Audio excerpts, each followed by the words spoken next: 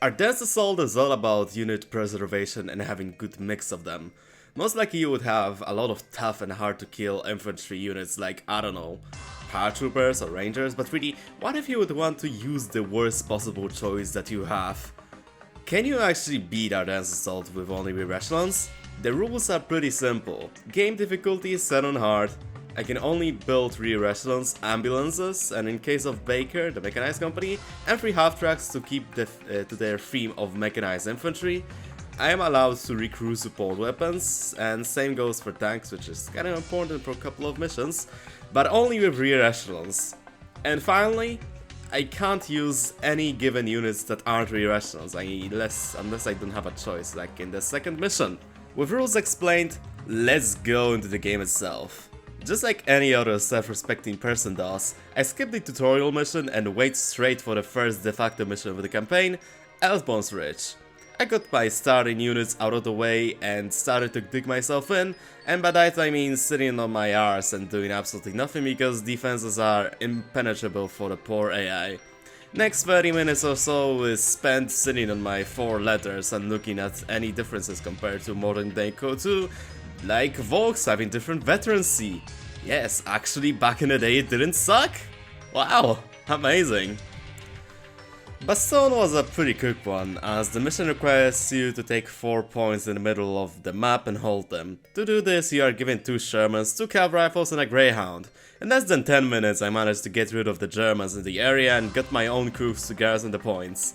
The rest of the mission was pretty uneventful, so much so that I didn't even need those Shermans that game gave me. And the intro mission for the final company? Marche. So Ardennes Assault has 2 types of missions. The static ones, where you have to do some kind of an objective in a scripted experience, examples of that being the 2 previous missions, and the dynamic ones, which assigns you a random object. In this particular case, for example, I had the tank grab mission, which was pretty famous for having invincible stewards. Fortunately for me, that bug did not appear, and the mission went pretty smoothly outside of the few final tickets, where I pretty recklessly charged in and lost all my tanks, but thankfully I was able to salvage 1 steward and get it operational, and finish the mission with it.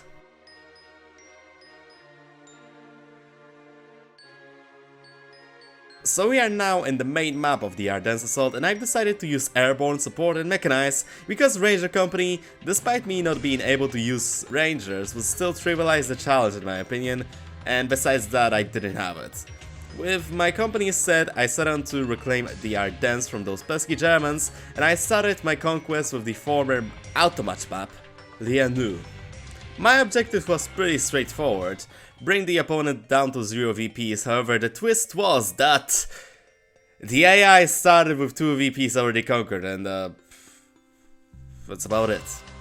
Also, I sadly forgot to record that, but I immediately upgraded my supply drop ability to give me the most stuff out of it, resulting in me getting 2 munition crates, 1 fuel crate, an AT gun, and 2 Zooks out of aforementioned munition crates. In other words, once I reach 4 CPs, I can just go ham and give out BARs to almost every Rear Echelon squad that I had.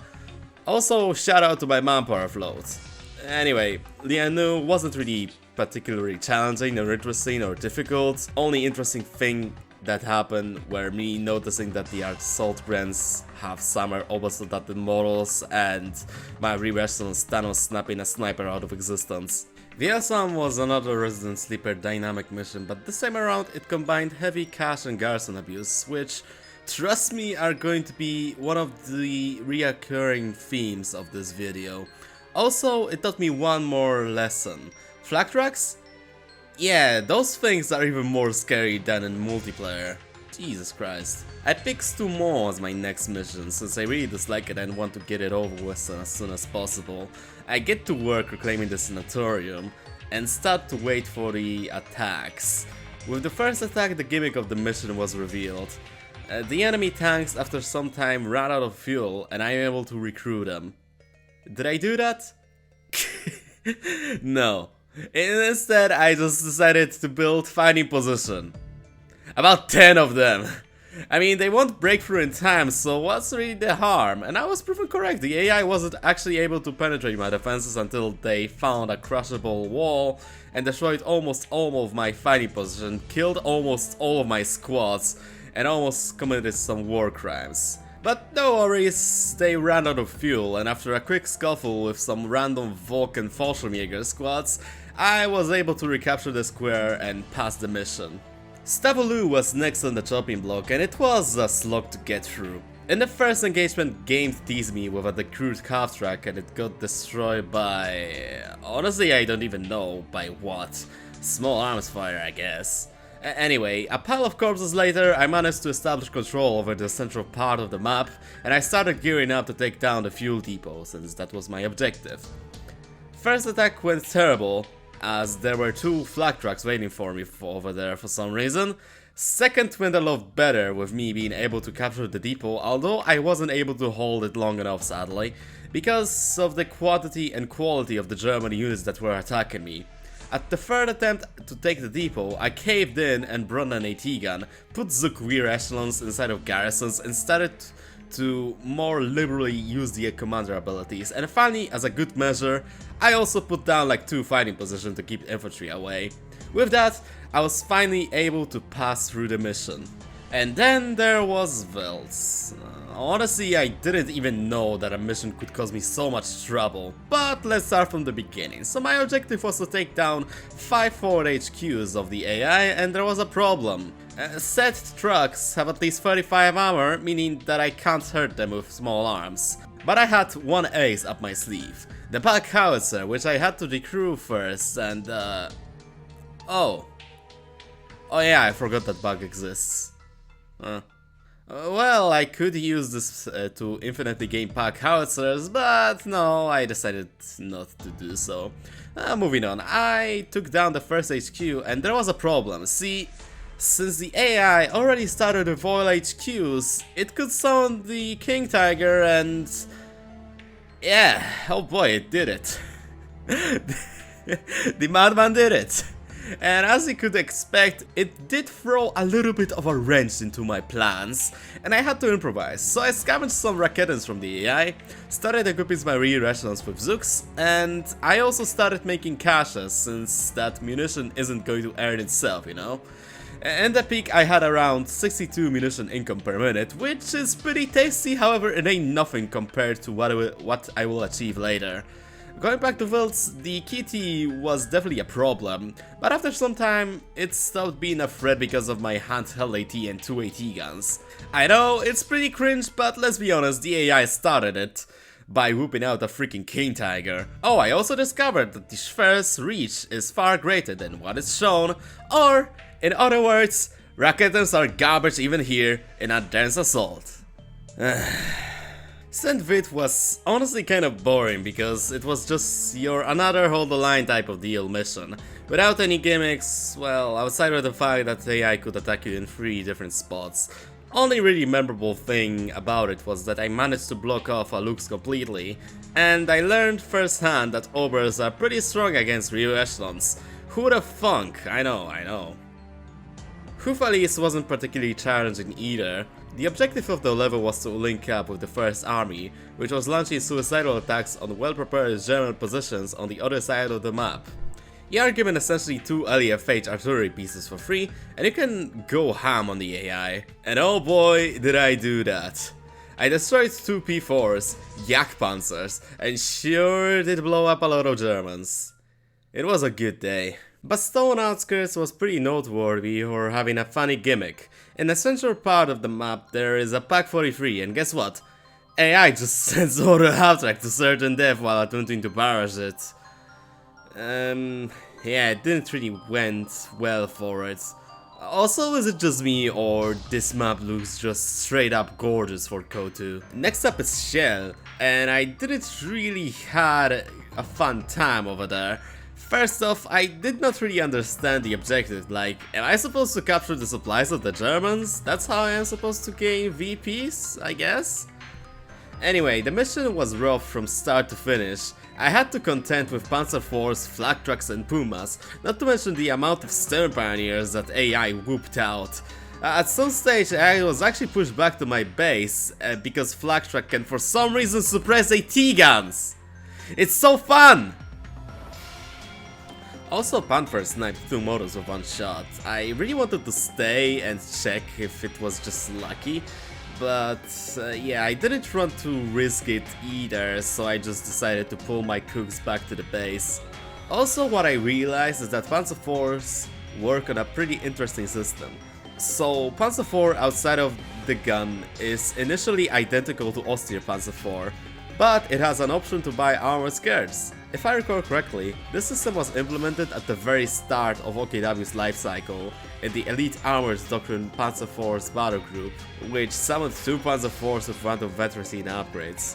That tangent aside, I somehow managed to push back the AI out of my base sector, shout out to the strafe, which somehow destroyed both the Flaktrack and 1 HP Panzer IV and win the mission.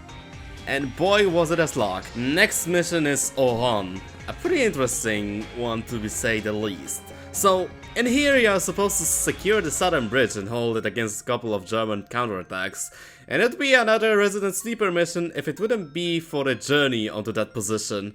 And the fact that you could also end the mission with destroying the opposition of your AI friend over at the northern bridge, but honestly I never cared about doing it, so yeah. Anyway, there was an Obersoldaten squad which just straight up held the ground against like 5 Rear Echelons squads. At one point I thought it somehow also suppressed my units, but no, thankfully no, it was just an MG on the other bank of the river. After getting rid of the seemingly final boss of Ardennes assault via an airstrafe, I managed to secure the southern bridge and started doing what I do best, which is digging in. You know the dance, spam of finding position, weapon upgrades on Coh2's and so on. The attack came and, as usual, it was not exactly effective, although I have to say that I wasn't expecting the tiger to come and visit me. After resisting some attacks, I won and proceeded to the final random mission of this campaign, which is Bullingen. The gimmick of this mission is that I didn't get any passive manpower income, so I had to play a little bit more conservatively than usual, and honestly, it went smooth as butter.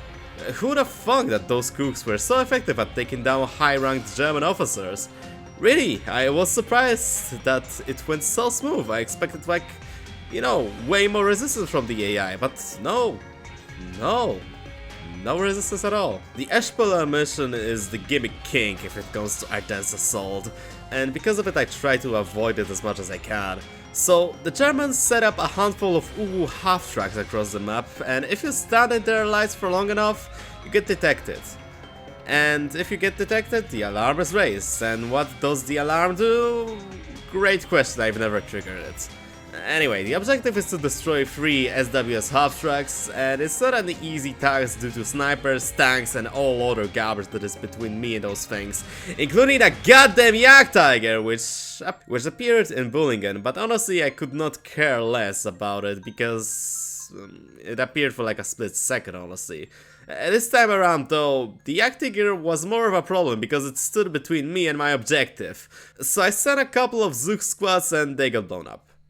Raketen, which I totally legally owned, also got blown up to the point of not being actually recoverable. After a couple of tries and fails and garrison abuse, I managed to snipe the half-track with Zooks, and I did not have to worry much about the Jagdtiger anymore, thankfully. The final half-track is on the other side of the map, and I decided to take 2 half-tracks in order to take it down, Twisted Tootsie style.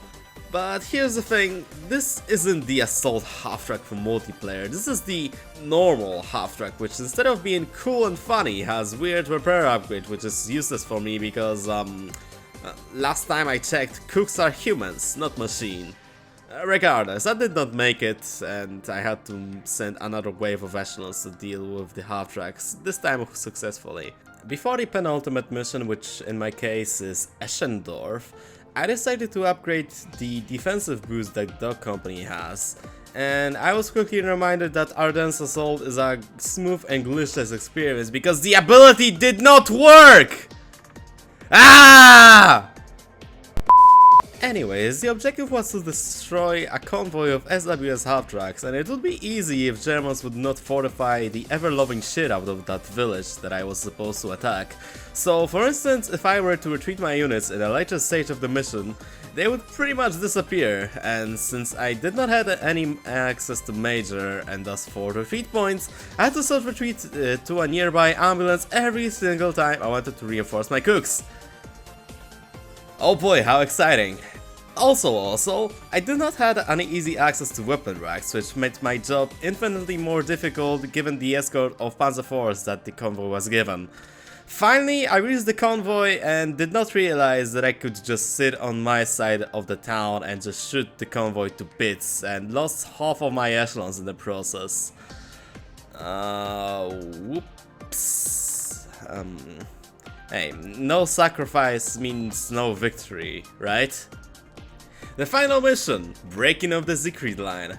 This one is comprised of 3 non-build segments and 1 build segment, which, yeah, it's a little bit of a problem as the airborne doesn't spawn with rear echelons. I only have a Thompson paratrooper and a paratrooper with whopping 1 bazooka, which, side note, isn't even an elite Zook. So, yeah, and also I have 2 Pathfinders, and you know, maybe it's good that Pathfinders are broken and not available, because they seem to be even more lethal than their multiplayer counterparts.